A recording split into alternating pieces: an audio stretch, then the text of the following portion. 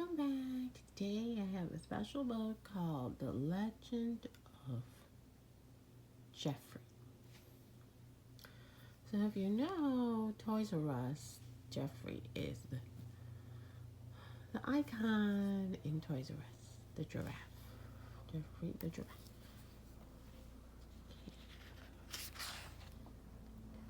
Brought to you by Geoffrey's Birthday Club.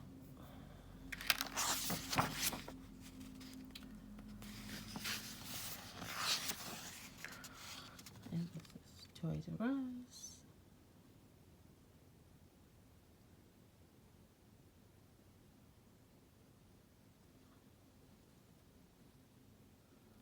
Written by Piero, illustrated by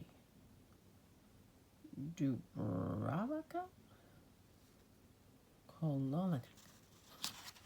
The Legend of Geoffrey.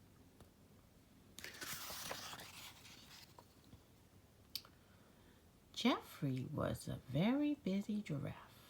There were tasty leaves to munch, colorful friends to meet, and super fun games to play all day long. It looks like he has two friends with him, a chameleon and a little bear. And he's jumping rope. Made out of vine with leaves on it. Every night, Geoffrey was enchanted by a zillion dazzling stars in the sky. One warm night, Geoffrey decided he wanted to touch a star. He climbed the highest hill he could find and stretched until the tip of his nose touched the lowest star. And when it did, the whole night sky came to life. Geoffrey watched the stars twinkle until he could not keep his eyes open any longer. Under these stars, surrounded by the things he loved, Geoffrey was home.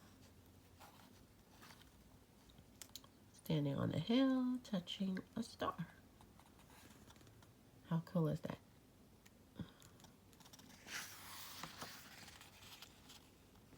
The next morning when he woke up, Geoffrey felt different inside, a little more special than usual. And he looked different too. His brown spots had turned into sparkling stars. If that wasn't strange enough, there was also a little monkey trying to get his attention. "I'm Maya," announced the friendly monkey. "Cool stars. Do you want to play?" she asked. The monkey is tugging at Geoffrey's ear. Of course, Geoffrey wanted to play. He watched Maya swing from branch to branch and then he gave it a try. But giraffes were not meant to swing from tree branches. So he made up a different game. Geoffrey was pretty good at this one. He and Maya were having so much fun they didn't even notice that.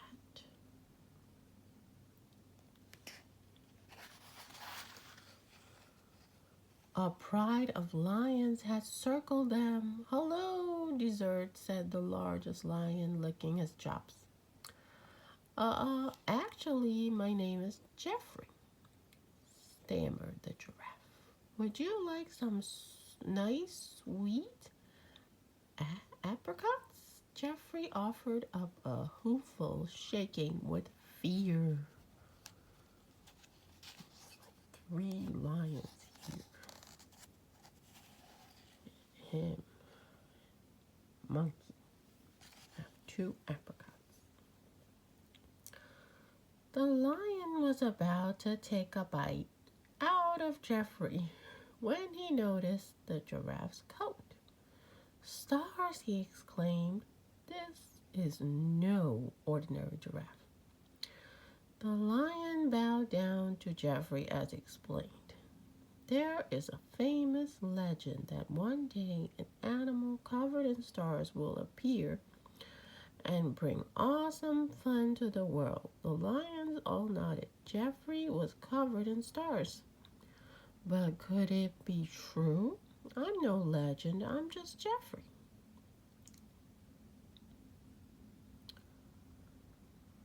He told them. The lion smirked. Well, if you're not the legend, then you're lunch. Geoffrey quickly agreed that he was absolutely positively the star-covered wonder from the legend. The lion told him kindly, you have the gift of awesomeness. You must follow the stars to find your destiny. Destiny. But before he followed the stars, Geoffrey wanted to find out what exactly was so awesome about him. He challenged Charlie the cheetah to a race. He lost. He did not have awesome running powers. He challenged Finnegan the flamingo to a standing on one leg contest. He lost again. He did not have special balancing powers. He thought maybe, just maybe, he could fly. Nope, no flying powers. Maybe you just need to follow the stars and figure out your awesomeness along the way, suggested Maya. The only stars I can see are over there, Geoffrey pointed out in the distance. Geoffrey and Maya made their way across the dry, golden grass, and wherever they went, the grass turned lush and green as if by magic. As they got closer, they realized the stars were actually twinkling lights strung on a big, beautiful ship. This looks like the next step on your journey, said Maya, as the two friends hugged goodbye. Okay, so there's the ship. Over there. Two friends have to part.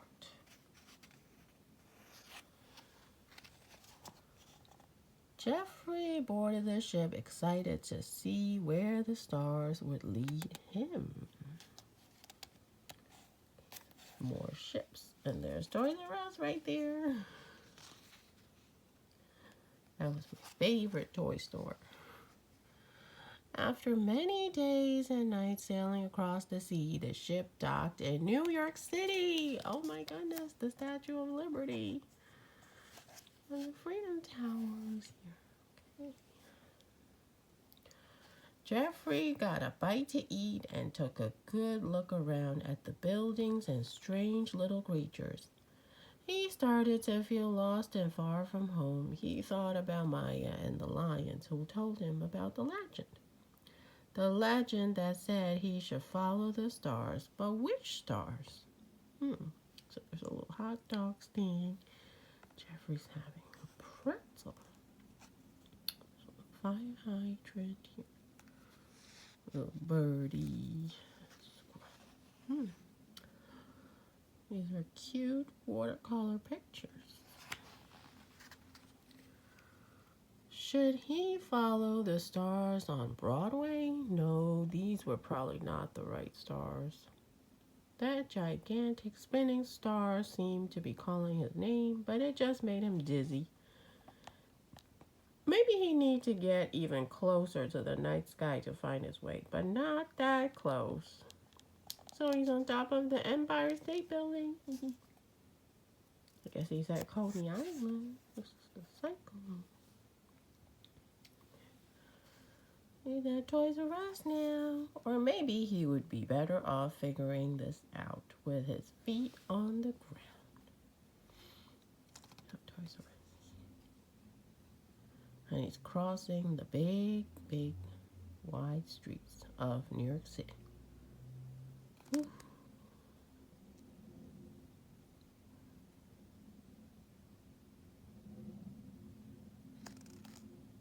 So many children.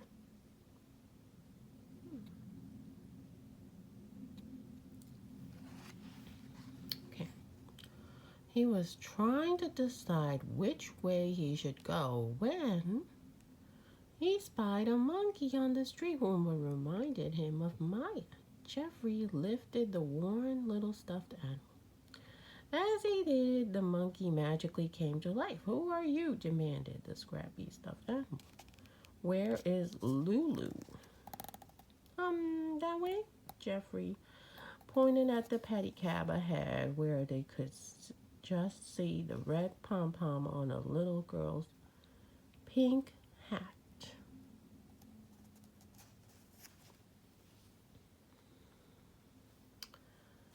He and the monkey jumped in a taxi and pointed the way. But there were so many cars that soon they couldn't see the red pom-pom or any sign of Lulu at all. So they hopped out. Yellow taxi cab. And sat down on the sidewalk. "Thank you," said the monkey. "My name is Patches, by the way." "I'm Geoffrey," he replied, taking the monkey's paw on his hoof. "How did you do that magic thing?" Patches wanted to know. "Magic thing?" asked Geoffrey. "You know I could never talk or do anything else until you picked me up." "Seriously?" "If you don't believe me, let's see if your magic works on them," Patches suggested, pointing at the store window filled with stuffed animals. Ooh, there are Toys R Us. So Geoffrey ducked through a big glass door into the most amazing place he had ever seen. "It's Toys R Us, the world's greatest toy store," whispered Patches. There were toy trucks and trains, robots and rockets, tents and playhouses, and best of all, there were zebras and elephants, and all of the other animals he grew up with.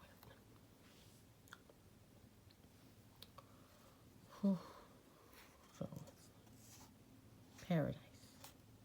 Toy paradise.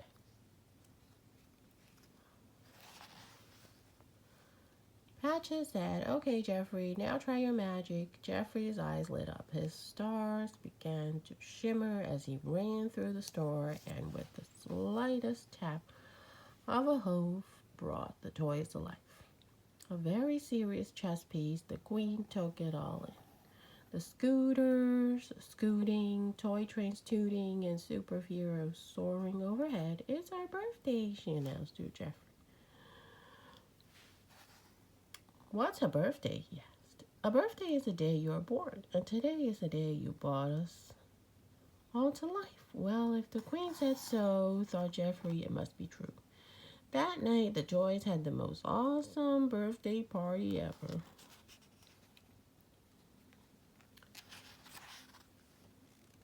Early the next day, a parade of excited little children began to file into Toys R Us. "Happy birthday," said one sweet grandma to her young grandson. "Let's see what awesome toy we can find for you." When Geoffrey heard "happy birthday," his velvety ears perked up. A real-life birthday? Geoffrey began to stack some wooden blocks. The little boy ran to the tower of colorful blocks, and his grandma smiled. "Happy birthday," said a man in paint-splattered pants to his daughter. "Let's find a great present for you." Geoffrey went to work again. "Excuse me," he said to the little girl. "Every artist needs an easel." Her eyes lit up. "Thank you," whispered the easel to Geoffrey. "Thanks, Geoffrey," said the colorful blocks. Things were going so well that Geoffrey was surprised to see Patches looking a little sad. Geoffrey tried to give his friend a hug, but when your neck is 6 feet long, a hug can get a little messy. Patches and Geoffrey tried to clean up, but that only made things worse. So they decided it was best to scoot out of the way. Patches smiled at Geoffrey. "You're a really good friend," he said, "but I miss being home with Lulu." A shiny red fire truck piped in. "I would love to find a home." "We would all love to find homes and kids to be friends with," added a friendly little robot. "Well, then I will find a home for each of you," Geoffrey promised. His stars began to glow and the toys hummed with excitement.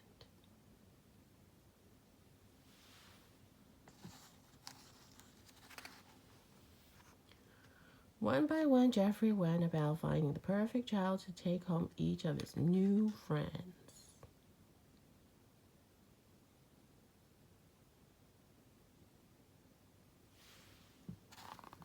Geoffrey and Patches looked around at all of the happy children heading out of the store with their new toys when suddenly they spotted Lulu. They hopped on a scooter and raced over to Lulu just in time. "I think this monkey will be perfect for you," Geoffrey told her. "Patches, I thought I would never see you again," Lulu squealed.